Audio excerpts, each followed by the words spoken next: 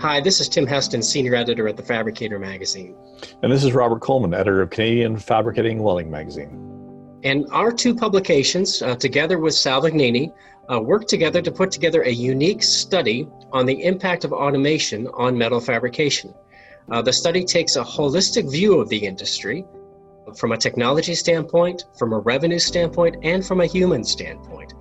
It's all designed to be a useful guide for shops at any stage along their automation journey.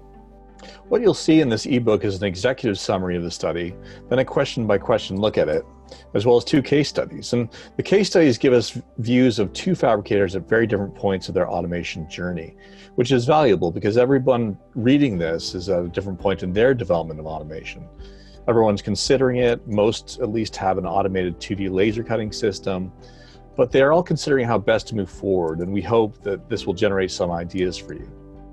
Yes, and to that end, the study reveals a number of interesting observations about why people are automating. The overwhelming reason is to increase throughput. We hadn't quite expected that. We thought it might be due to the lack of skilled labor, considering we hear about that so much. Yeah, it was interesting to see the lack of skilled tradespeople was a distant second in terms of drivers. Yes, but you know that readers were asked to rank these drivers, so it wasn't as if these other concerns didn't matter. It's just that throughput was top of mind because throughput ultimately drives revenue.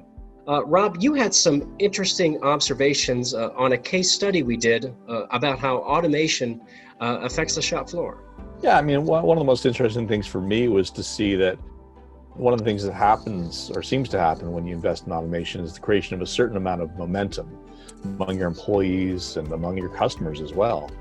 When a customer sees a supplier investing in automation and growing, when an employee sees that investment, they can see that that company is not sitting still. They're looking to the future. It feels like you have a partner or a boss you can grow with. And I saw that with our case study subject, Casa Santa, a company known for its custom-built bakery equipment.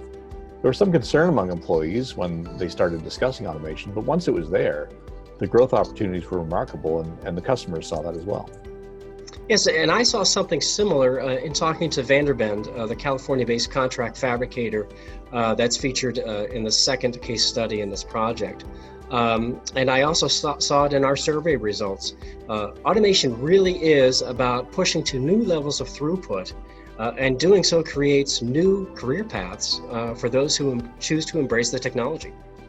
Of course, there's much more to the story. We invite you all to read through the full survey and the case studies with their companion videos. There are details unique to each, so we hope you'll take the time to take it all in and then that it creates ideas for you and how you're going to move forward with your business.